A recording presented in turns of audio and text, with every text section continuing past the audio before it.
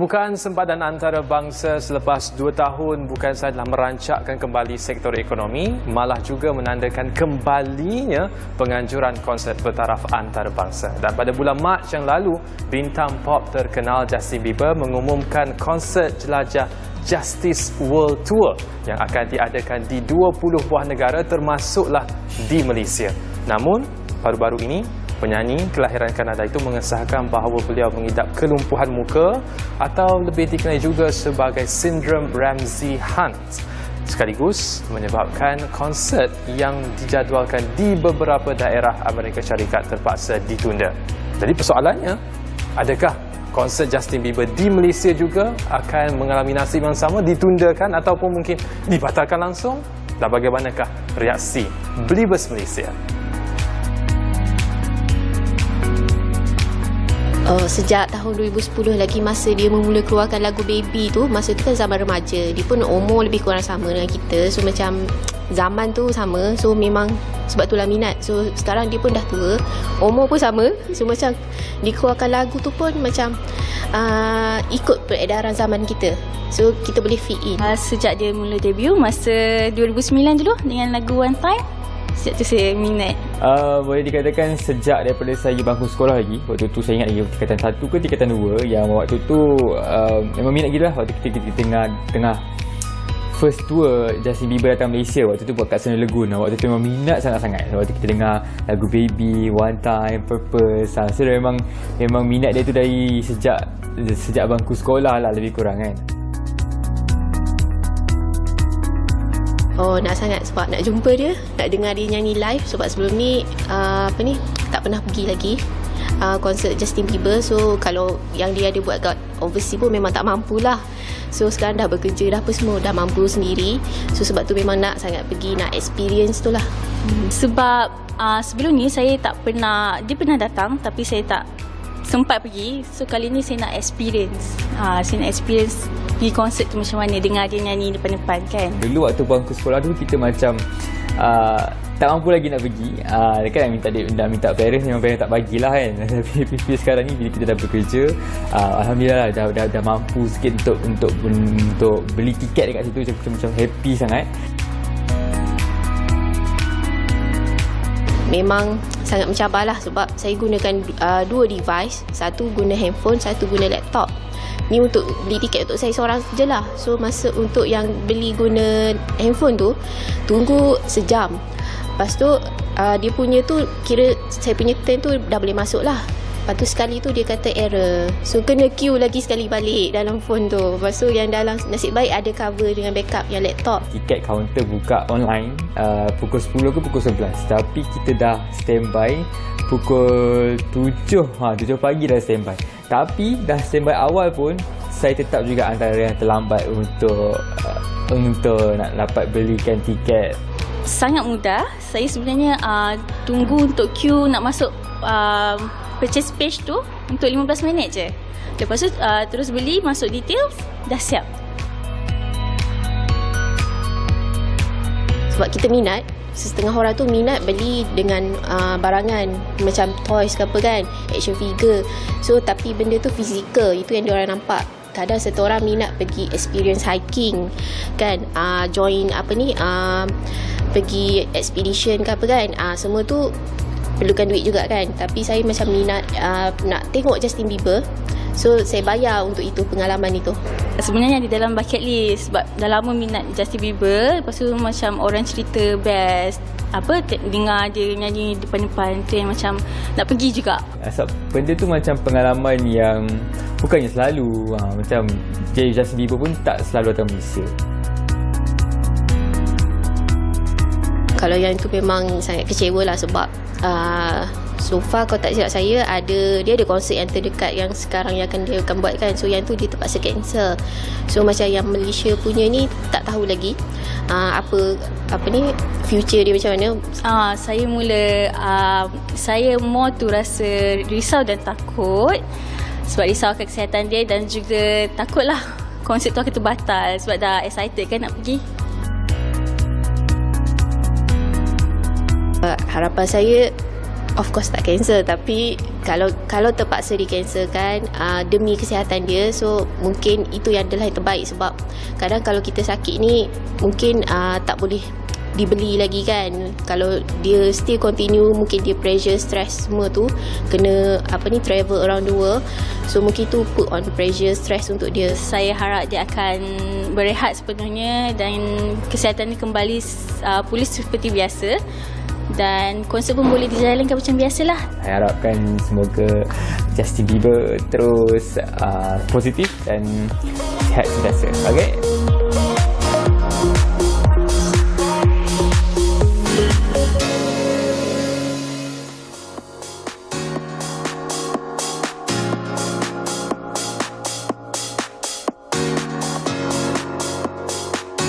Anda sedang menonton Darah Muda Musim Baharu dibawakan kepada anda dengan kerjasama rakan strategik kami Yayasan Peneraju Pendidikan Bumiputera, dan pada hari ini sempena Hari Produktiviti Dunia, kita ingin menyentuh berkenaan dengan produktiviti dalam negara, dan ketika ini bersama kami untuk mengupas lebih lanjut berkenaan dengan inisiatif yang anak muda lakukan. Apakah yang mahasiswa sumbangkan ke arah produktiviti ini? Bersama-sama kami di Studio Darah Muda ketika ini merupakan Saudari Nur Iman Izham, pelajar tahun akhir Fakulti Komunikasi Masa UiTM Shah Alam, dan Saudara Zul Akmar Zuhairi, pelajar tahun akhir Fakulti Komunikasi Masa UiTM Shah Alam, untuk mengupas berkenaan dengan Malaysiaku Generasi Produktif. Dan ketika ini apa yang anda saksikan di TV anda, set yang dibawakan kepada anda ketika ini merupakan tajaan daripada Majlis Syarikat Bentuk Malaysia MRM yang merupakan sebahagian daripada agensi di bawah Kementerian Perdagangan Antarabangsa dan Industri MITI, dan ini merupakan sebahagian berset Artekomo yang mendapat penganugerahan Malaysian Good Design Award daripada MRM dan dihasilkan oleh mereka muda Muhammad Suja Asbullah dan dikeluarkan syarikat tempatan Oasis Furniture Industry Sedia Berhad. Dan kembali kepada topik kita ketika ini berkenaan dengan Malaysiaku Generasi Produktif. Productivity. I've done lot of reading today untuk memahami apakah maksud productivity dalam konteks Malaysia. Saya buka kepada dua dahulu untuk mencerahkan penonton kita apakah maksud productivity. Saya mulakan dulu dengan Zul. Okey, untuk saya lah, daripada pendapat saya, productivity ni adalah apabila kita memaksimumkan masa yang kita ada dengan aktiviti yang berfaedah ataupun yang dapat membantu kita untuk mengasah bakat sebagai contohnya. Menyiapkan tugasan dengan lebih cepat ataupun lebih banyak tugasan yang kita boleh siapkan dalam sesuatu masa. And bila kita berbincang pasal productivity ni, dia agak terbuka sebab dia ada, ialah different people, different context. Tapi untuk saya, productivity adalah bila kebiasaannya dengan assignment, dengan pelajaran, bila saya dapat balance in between those two, dapat siapkan assignment dengan cepat, dengan dalam masa yang ditetapkan, in a way, saya rasa yang diri saya itu adalah produktif. Untuk saya pula, saya rasa macam productivity ni is macam mana kita orang keluarkan kita orang punya tenaga, kita orang punya cost, kita punya time, macam mana kita handle semua benda tu. So macam contohnya, kalau kita nak buat assignment, mana satu yang lagi produktif?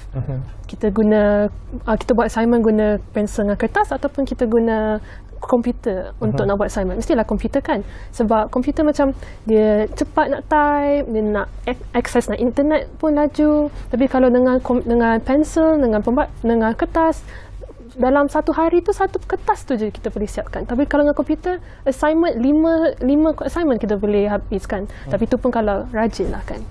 So rajin itu adalah faktor produktiviti. Tapi apa, kita dapat lihat bahawa ini merupakan satu cara baharu untuk menilai produktiviti, sebab secara konvensionalnya produktiviti itu dilihat dari sudut keluaran ekonomi. Mana kalau kilang itu dalam masa sejam seorang pekerja, berapa banyak produk boleh dihasilkan. Tapi ini satu perspektif yang lebih baik, lebih dekat dengan golongan belia. Tapi persoalan yang kita nak tambah lagi, lanjutan daripada penerangan sebelah tadi, ialah orang muda ini dia lambat sikit. Dia nak hangat tu, dia macam pukul 8 pagi dia macam baru nak bangun, pukul 12 baru nak mandi, pukul 3 baru nak sarapan.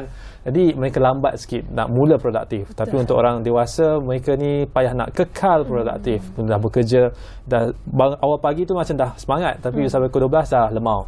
So berhadapan dengan situasi itu dan produktiviti dalam konteks tersebut, apakah pandangan anda berkenaan dengan hal tersebut untuk memastikan bahawa produktiviti boleh terus dikekalkan dengan momentum yang lebih baik? Saya mulakan dengan Iman dulu. Okey, untuk saya rasa dengan kita kena ada goal setting. Kalau kita setkan goal, hari ni untuk assignment lah, daripada saya bagi contoh assignment. Hari ni kita buat research. Contohlah sebelum kita buat goal tu, kita kena set time. Timeline dia macam mana. So contoh kalau assignment tu kena hantar minggu hadapan ataupun bulan hadapan, kita kena setkan apa yang kita nak, apa goal kita untuk minggu tu. So contohnya minggu ni, satu minggu ni kita buat research saja, research pasal topik tu, kita faham betul-betul topik tu, and then next week kita buat kita tanya kita orang punya lecturer any soalan-soalan yang kita tak faham.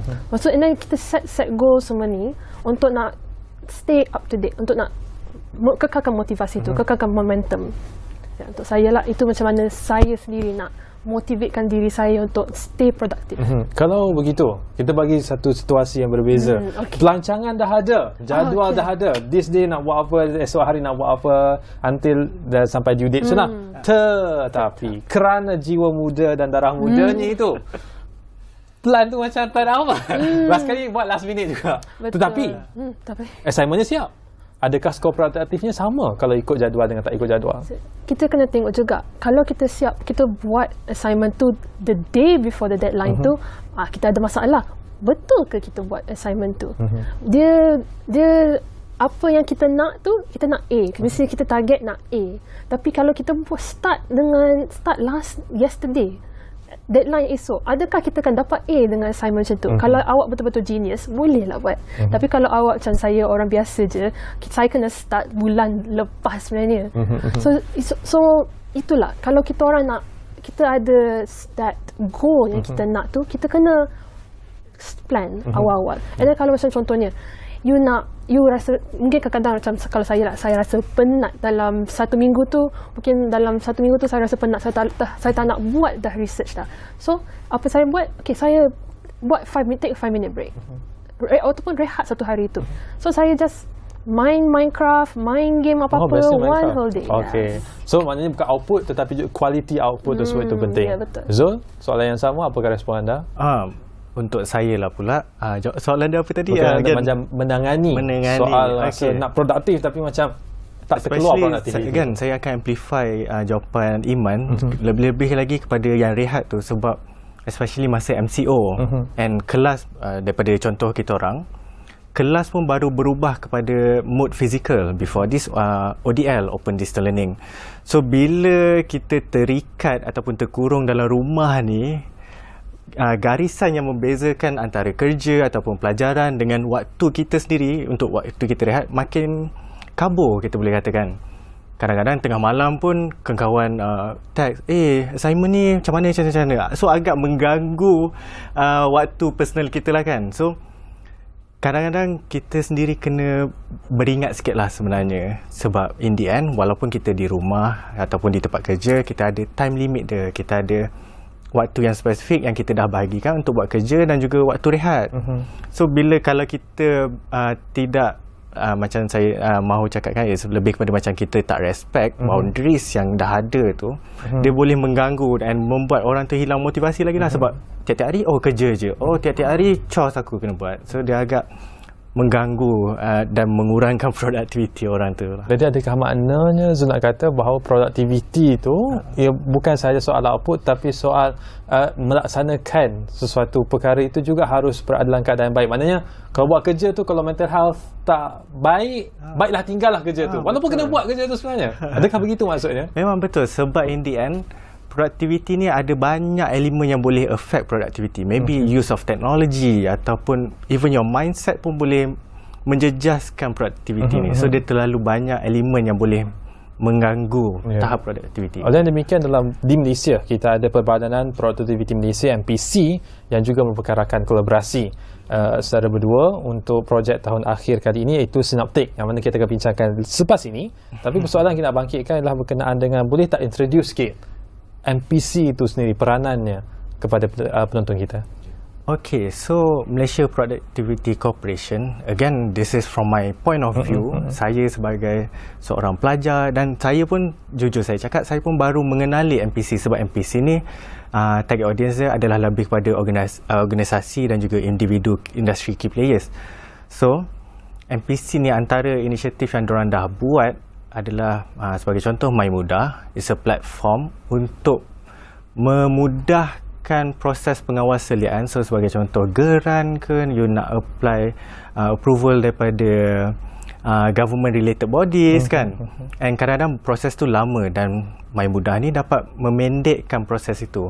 Ataupun contoh yang lain adalah Academy in Factory untuk meningkatkan lagi tenaga buruh mahir tempatan instead of tenaga, dan mengurangkan kebergantungan kepada tenaga buruh mahir asing. So in the end, inisiatif-inisiatif ni boleh membantu organisasi untuk lebih produktif, untuk mempercepatkan kerja mereka ataupun membuat output yang lebih baik ataupun lebih banyak menggunakan usaha yang sama. 70% manakah? 30 lagi. Tambah Iman, silakan. Okay. Boleh. Berkenaan dengan peranan MPC. Okay, peranan MPC. So, apa lagi peranan MPC is diorang juga ada productivity nexus ni. So, productivity nexus ni dia ada dalam 9 subsektor. Antaranya ialah construction nexus, chemical nexus, private healthcare nexus, semua ni. So, productivity nexus ni dia macam nak membantu the subsector tu untuk meningkatkan produktiviti dorang. So dorang akan mengeluarkan inisiatif-inisiatif ataupun program-program yang dapat membantu tu. So salah satu contohnya ialah private healthcare nexus. Dorang dalam bulan April hari tu dorang ada buat satu forum yang dorang bagi macam tips ataupun macam nak bagi ilmu pengetahuan kepada private hospital ni tentang macam mana diorang nak naikkan diorang punya productivity. Satu lagi inisiatif is chemical productivity nexus. So diorang hari tu ada buat satu certification untuk chemical technician. Diorang akan tolong dengan sebab kepentingan productivity ni is your kemahiran tenaga mahir you kan. So with this certification you boleh naikkan the productivity sebab you ada expert dalam the field tu untuk tolong cepatkan sikit proses your business process macam tu. Itu dalam konteks industri. Tapi kalau nak ukur produktiviti rakyat Malaysia, bagaimana MPC melihat dan mengukur produktiviti tersebut? Ya, itu nama dia, diorang ada buat satu kajian ni, nama dia Sejahtera Productivity Culture Index. So Sejahtera PCI ni dia mengukurkan, dia bukan yang mengukur pasal ekonomi ataupun GDP yang macam tradisional punya. Dia mengukur tentang your personal well-being atau your personal productivity. So macam mana, so ada lima drivers yang dia ada untuk mengukur tu, iaitu your nilai, kehidupan, sumber, intelek dengan keturunan macam tu. So yang dia ada buat kajian tu pada 2019 and then 2021 untuk nak tengok ada perubahan tak dalam produktiviti rakyat Malaysia. So bila tengok the score is dalam 71. And dalam macam that point lah. And then kalau you tengok dalam lagi, diorang cakap okay, yang paling rendah sekarang is values, iaitu especially dalam element trust, kepercayaan. So dalam that one agak membimbangkan sebab kita ni negara Malaysia, ada pelbagai kaum. So kalau macam tu dia, so dengan ada Sejahtera PCI ni, kerajaan diorang dapat tahu okey mana diorang nak kena fokuskan energi diorang, diorang punya programs, initiatives untuk tolong upkan, untuk naikkan lagi that values tu. Okay, clear on that part. So di situ itu kerajaan punya peranan, kerajaan lah, itu kita panggil MPC lah. Tapi nampak guys dah boleh mewakili MPC. So MPC tengok-tengoklah talent di sini. Kita masuk kepada soal program projek tahun akhir, iaitu Synoptic. Sedikit pengalaman berkenaan Synoptic, saya berikan ruang pada Zul, silakan. Okay, so kenapa kita pilih Synoptic ni adalah satu, Synoptic berasal, okay sorry, saya akan mula dengan tajuk asal lah, which is VOXPOP, Voice of the People. Tapi bila kami buat projek ni, kita dapat footage daripada on the ground, kita dapat footage daripada peniaga, pekerja, individu itu sendiri. Kita dapat sedar rupanya VOXPOP tu dah tak sesuai sebab kita bukan hanya mendapatkan pendapat, kita juga membuat konklusi umum. So jadi Synoptic ni adalah satu proses untuk membuat konklusi umum which is Synopsis. So hence that's the name of the program, which is Synoptic. And what have Synoptic done? Apakah produk daripada program Synoptic ini? So untuk produk ni kita dapat tahu apa yang masalah-masalah yang dia ada dalam kita ada main objektif ada dua, which is satu, kita nak tahu aduan-aduan daripada para peniaga, apa yang masalah yang diorang hadapi, apa yang kekurangan yang diorang hadapi untuk nak naikkan produktiviti diorang. Satu lagi tu kita nak juga highlight inisiatif-inisiatif kerajaan yang mungkin diorang tak tahu sebab kalau kita tengok internet ni ada macam-macam information dalam internet ni yang selalu keluar. So mungkin information tentang inisiatif tu tenggelam dalam internet tu. So sebab tu melalui Synoptic kita orang berharap kita orang dapat nak highlight inisiatif-inisiatif kerajaan ni. So difahamkan ada dokumentari mini daripada program Synoptic ini. So boleh ceritakan sikit tentang dokumentari tersebut dan bagaimanakah dia diharapkan boleh memberikan impak kepada penonton-penontonnya? Okey, macam Iman cakap tadi, sebab kadang-kadang orang tak ambil tahu atau memang tak ingin mengambil tahu tentang inisiatif ini kan. Jadi dengan adanya mini dokumentari di mana kita turun ke padang, kita menanyakan pendapat, kita boleh highlight inisiatif oleh MPC yang telah MPC buat. Sebagai contohnya, episod yang akan datang ini adalah Academy in Factory.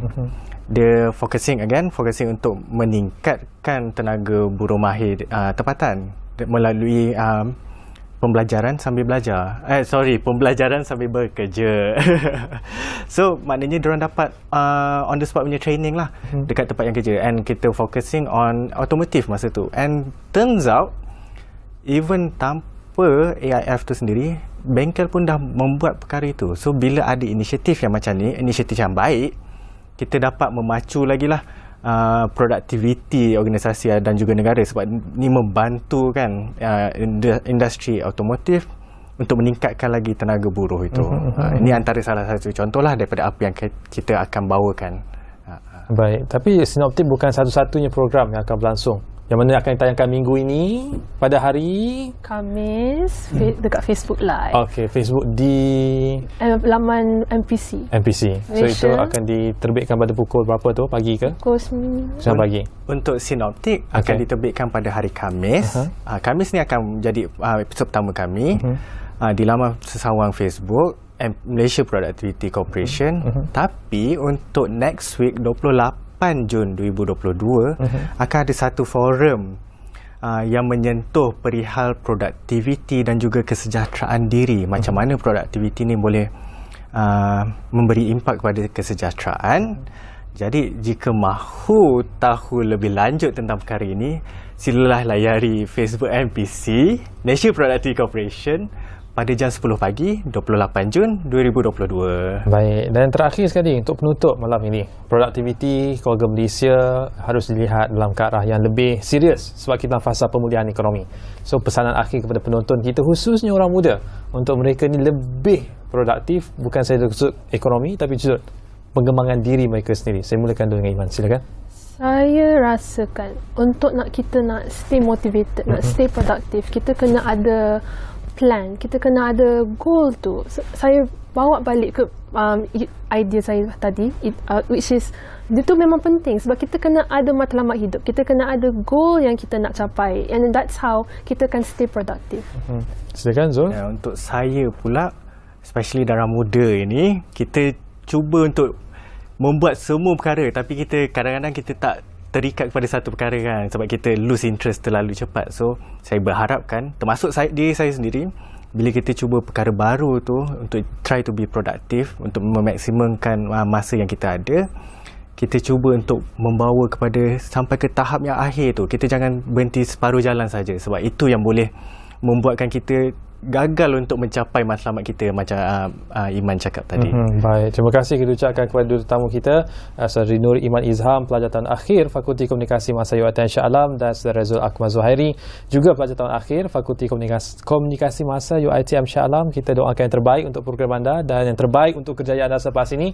Alam menurut perkasan biasa sampai ke lengan. Jangan buat separuh jalan, buat sampai habis. Dan itu pesanan akhir kita kepada semua para penonton darah muda, supaya tahun ini menyebabkan tahun lebih produktif untuk anda, tahun tahun yang lebih baik untuk perkembangan karier dan juga perkembangan semua perancangan yang anda letakkan supaya yang terbaik dapat anda kecapi tahun ini. Sekian daripada kami di Darah Muda, saya Irfan Faruqi. Sampai jumpa lagi.